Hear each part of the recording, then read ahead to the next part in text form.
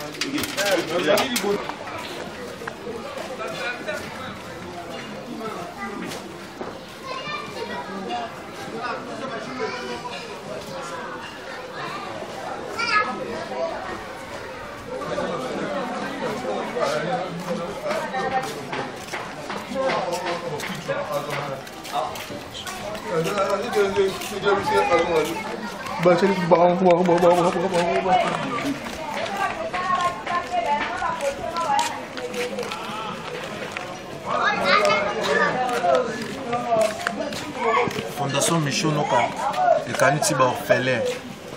La moto est à la bonne visite. Merci leader Michel Noka. Chapeau leader Michel Noka charge, je viens de charger à Tchao.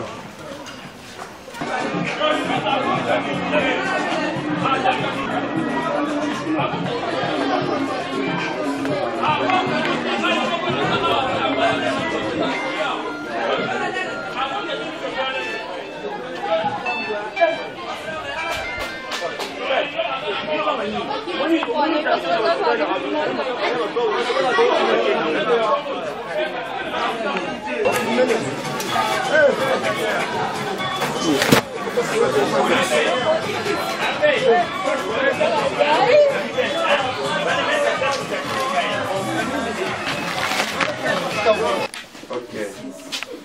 Bonjour, bonjour les enfants. Bonjour papa, bonjour maman, soyez les bienvenus au milieu de nous. Ici c'est l'enseignant, espoir des enseignants. Ici est sur l'avenue Moumouli, numéro 34, dans la commune de Massina. Amour devise. Amour, paix, respect. Orphelinat. Espoir des orphelins, avec Dieu nous verrons, nous verrons, nous verrons. Merci beaucoup. Merci. Ok, Bovanda. Merci beaucoup. Merci. Tozali bandeko ya Fondation Mishonoka. Na bandi mikolo eleki tute kozala awa na ikotala bino na ndeko bienvenu. Toyaki kotala bino awa na mois passé. Nde na ozalaki basusi na bino na bosenga na bino. Nde tozongaki mpona kobongama ya koya lisusu ya komema quelque chose na oyo bosengaki biso. Ensemble avec les leaders Mishonoka, malgré na biso awate, ala musika libanda ya mboka, maintenant équipe mobimba ya comité ya fondation, nde totamboli lelo le 24 décembre, to ya kotiki la bino eloko moko ya muke, totiki eza libanda wana. Na bandi boza malam bino nyonso. Ok, merci beaucoup. Cette idée. Je préfère que je parle à l'enga pour que tous les même les enfants comprennent ce que c'est. Na zaya tonda mine sengo mingi ya kuyamba fondation Mishonoka na kati ya orphelinat na biso ezali esengo. Alakisi réellement aza moboti na botinda ba membre na malgré absence na au mona bana na biso bakoko na biso baleki na biso oyo tozongo benga na français borphelin esengo tondami mingi na ngai puisque asonge na bana borphelin ONG na biso oyo ezali kaka awa na masina te tozana ba commune mususu tozana commune na Barumbu na commune na Ngaliema toujours tout se base toujours na borphelin. Nzambe a upambola papa fondation Misho na bokanisio azana ngetanke mobuti. ONG na biso oyo na niveau ya masina oyo ezokende na deuxième année. Mais source na mo siège non nyonso tokende na ba 7 ans déjà. Toza reconnu officiellement dans l'état na instance nyonso to ba élection. En tout cas na kombo ya orphelin ya biso na kombo ONG to pesi bino merci mingi nzamba pambola bino. Merci beaucoup. Bana basena biso biso komba difficulté mamu tali ba metu ina yango sombeli bango ba éponge. C'est ça.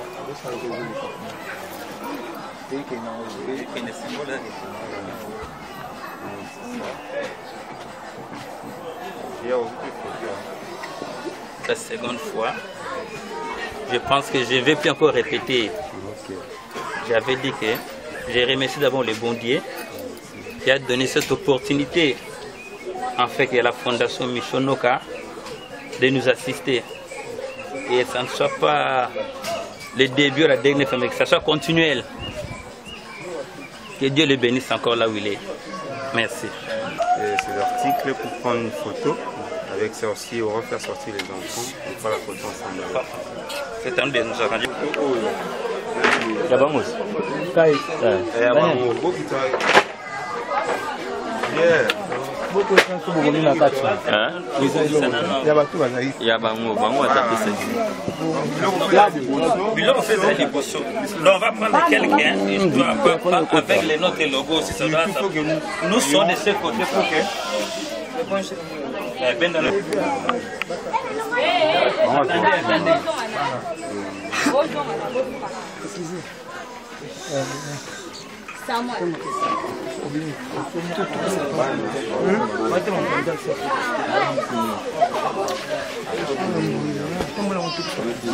Mot de circonstance. Que la paix et la grâce de notre Seigneur Jésus-Christ soient avec vous. L'orphelinat espoir des orphelins a le recevoir dans ces installations à l'occasion de festivités de fin d'année. Comme vous le remarquez, nous sommes des enfants orphelins. Nous n'avons pas choisi d'être des orphelins, mais c'est la nature qui nous a imposé cet état. Jeter et nous acquise de sorciers. Gloire soit rendue à Dieu qui a touché le cœur de Papa David Dim Peka Chama, qui est le fondateur à notre bien-être. Nous ne manquerons pas à remercier la Fondation Mishonoka, Briat Lela coordinateur, Josué Lubadi, Chimène Essengo, Micho Kiala, Gracia Inonga, Richard Komaki, Alain Mouchi. Que Dieu vous bénisse, nous vous remercions. Merci.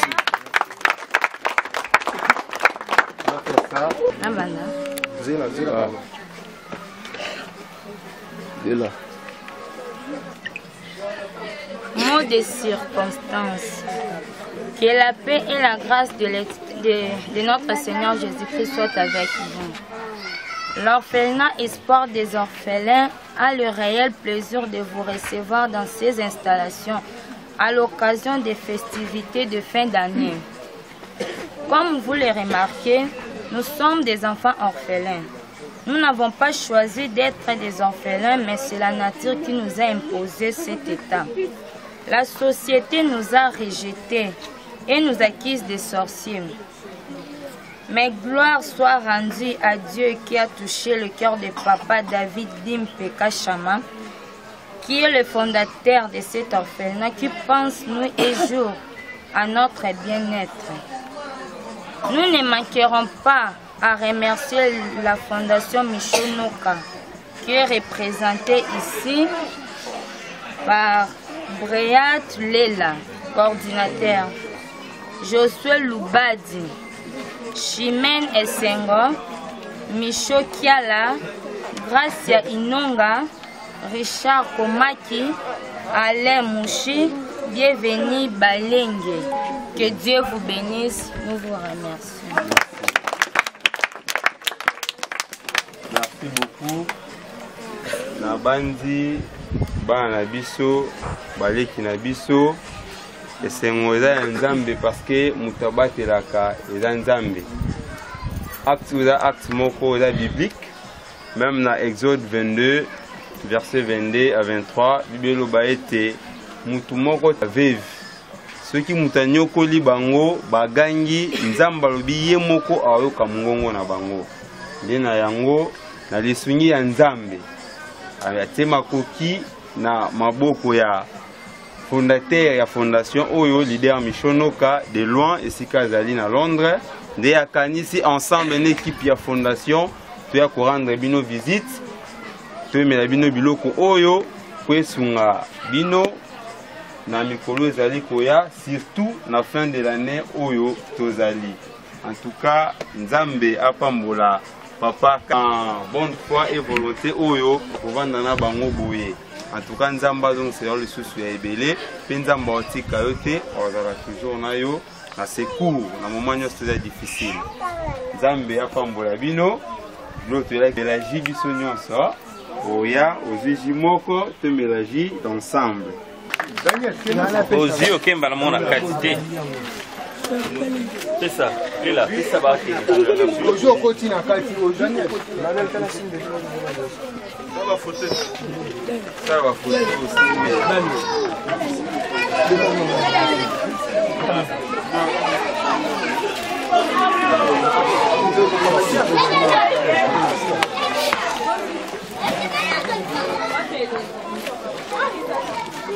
C'est ça.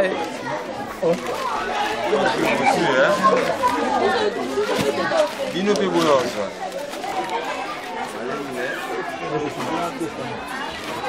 Yaka. Tiro Stezali. Ok. Masama. Oh. Kaya ya misiki baza famille eloko osali nzamba pambola abakisela yo osala epesi baza bango moko baza na baparent eloko wana nzamba obakisela yo totya meme na baprière nzambe abakisela yo po ezalaka toyaka tovisitaka esala bien totyaka na bapriere baya kozwa biso na yaka merci mabe makosi. Ouais, donc le leader Michonoka, l'homme des actions concrètes, en tout cas, yango et mon vraiment, ça dit bien, zambonga l'état té, zambonga ya banque té, moyibité, samtokinao, nous kanisa batu, en tout cas geste on a bien, le quotidien karabongo, zamba ozong sané kana yipsa kawana. Merci vraiment. On a remercié le leader Michonoka, l'initiative à Zouya Kosouma. Donc les autres mots sont très importants pour moi. Alors on a ma canison à Zara, on faut qu'en bas au tika et que Bible le bagage que le beaucoup et puis ça tendait le beaucoup et ça. Donc c'était une pour moi aux autres leaders parmi les leaders on n'a pas de. Banda, assis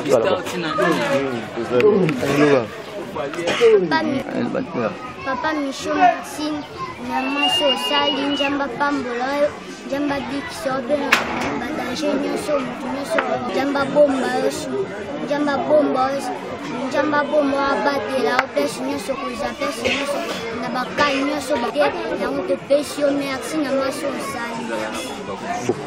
Oui, merci beaucoup. Nebo Tibomona, la Fondation Michonoka, l'espoir des orphelins. Tibomona, avec un petit rien au Nzambe, on a ensemble avec l'idée Michonoka de loin. C'est un abana pour les orphelins, surtout dans l'année de l'année. Pour une combinaison quand moment il va faire tiboyer bana nyons va vivre va se la balia ba mela mais le coup la parent alingi pe était bana au orphelin ba le coup la bana nyons na ngol lelo avec tout quelque chose na oza ya komela wambetu ya kolalela po emeka kosunga bango na moment ya ba fête en tout cas que Dieu du ciel accompagne Bisso toujours dans la vision de la Bisso et Longo à son Bisso. Merci beaucoup. Oui. Papa Michaud, vraiment, vous allez dans Sengo Makasi. Au monde a des sourires, vraiment, vous avez dépassé.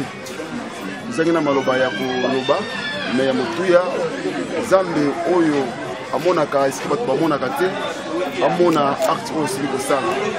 Kanisi bana bazali ya bitike, bakufiyela baboti, ndenge balobi yango na mode circonstance, bango baponaki te, baboti bakufi. Base retrouve, baboti bakufi, bafamille rejeté bango, balobi bazali bandoki. Mais na ngolo ya Nzambe, tosi bango tozobanda na bango. Yo sali vraiment Nzambe apambola yo, azanga kesika ya kolala, kolala kongia bien. En tout cas, yo pe Nzambe apesa yo kimia na kati na motema. Nzambe la liboso peut-être bezala mbala ya suka te. En tout cas, Nzambe na biso apambola yo. Merci. Na zonso merci pour makabu yo sala. Donc ndongo sali bo Nzambe akosa. Komona te ko na bimisi mbongo esali libulu te. Nzambe yebinda kozipa mabulu wana. Po makamu na yo sala ka donc etikaka bato na kese te bato bakama bala. En tout cas, tanengo sala. na area correvite oyo olesi biso baloso do bato basepeli bamama basepeli lelo sutala ndenge osali mpona bonsala me bato ebele baza na bambongo basala yango te moza ndenge osali nzambe apambola wabakisela bisika oyo ozomonaka eza mabulu nzambe abakisela ta fade mpo biloko ozosala ntuka merci na sepeli mingi na Fondation Michaud pour recevoir les membres de Nabino Bajan. C'est une belle histoire mondiale. Quant à moi, que la Bible dit dans le livre de Jacques 1:27, la religion pure et sans tache devant Dieu notre Père, l'ossambo l'équipe à l'ossambo nyonso, ils allaient kosungabana vitike. Nzambe a multiplié ma faveur ici qu'à Ozali, président. Et l'année 2021, je le déclare que vous puissiez chanter un cantique nouveau. Que ce Dieu-là vous accorde les désirs de votre cœur. Papa Molayo, Tuzu Biloko, Ekoti, Bandekobaye, vraiment, c'est mon mingi. Merci beaucoup. Souhaitons la bienvenue au sein de notre siège de l'orphelinat, situé sur l'avenue Ngung numéro 34. Avec tous les respects, je vous invite à voir les orphelins qui sont à la maison. Merci beaucoup.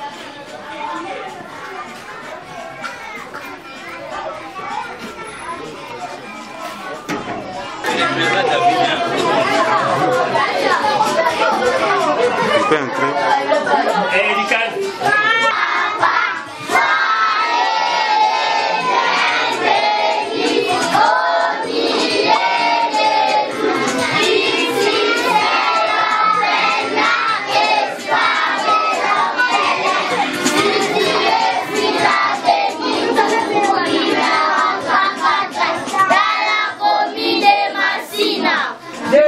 Amour, paix, respect. Espoir des orphelins, avec Dieu, nous verrons, nous verrons, nous verrons. Je vous souhaite bonne chance et bonne. Président Njoko, hein? Mokonzi nango nde yeyo. Bomoni ye. Okange longina ye.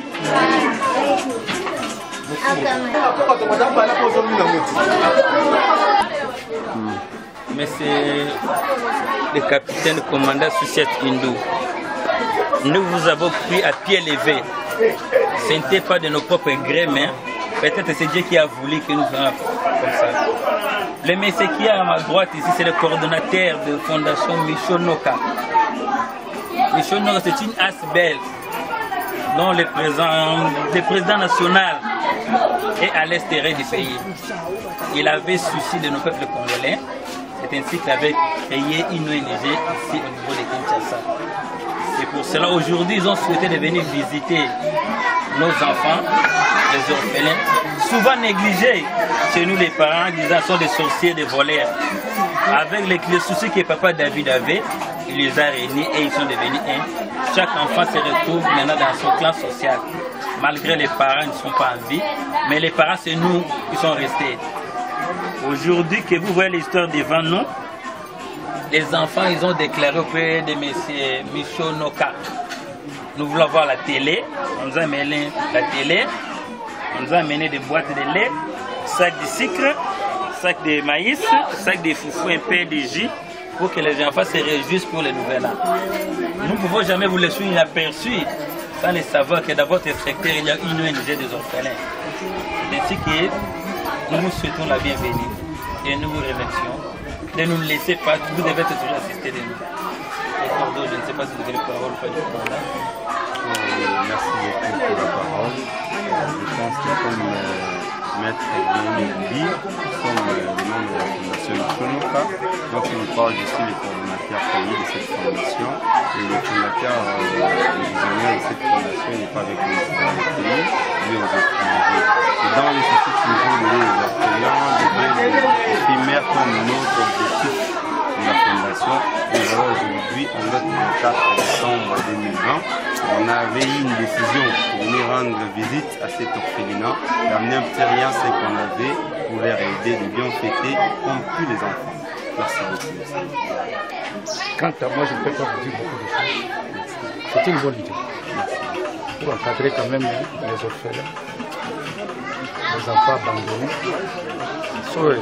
Je sais que c'est vraiment un bagage là, que n'importe qui peut quand même s'associer pour cela. Mais si vous êtes associé, c'est d'accord. Merci.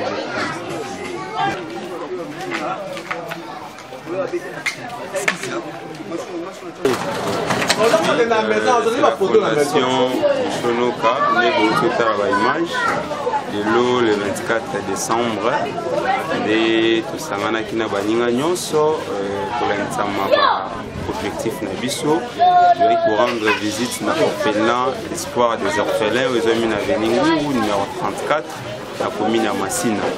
Donc na moment oyo batu ebele balukaka olenge nini bakofete surtout les orphelins et acte de ça acte mokoza biblique okanisa bana bazangi baboti yango Fondation Michonoka ensemble na moko les fondateurs les visionnaires de la fondation malgré ces places tena biso aza banda ya mboka na Londres mais a délégué biso une grande équipe ya comité et au pour ça la acte wana on fait ça quelque chose na bana enfin que lobby le 25 décembre et les premiers va fêter malamu autour la bataille. Merci beaucoup. Je pense que c'est la première fois, c'est pas la dernière fois. 2021, d'abord,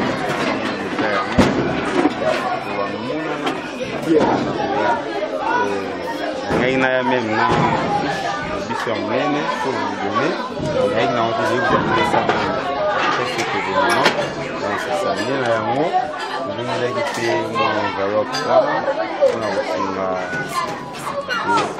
mission par le tribunal je pense que ça je sais pas si l'ensemble mot de départ allez c'est fini donc on a presque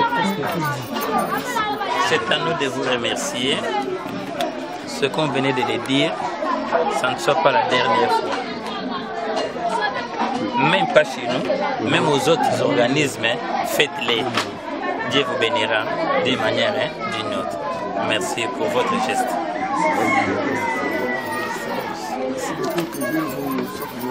Merci.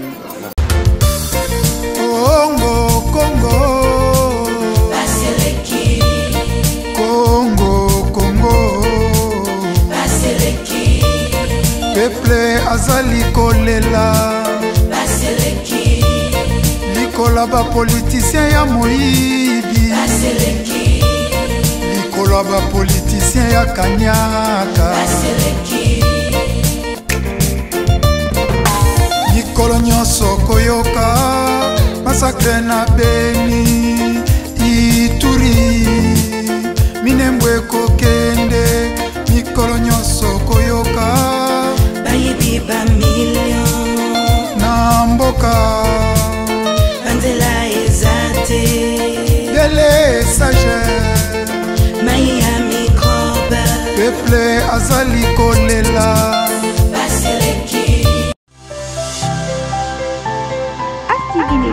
Aimez, partagez et abonnez-vous.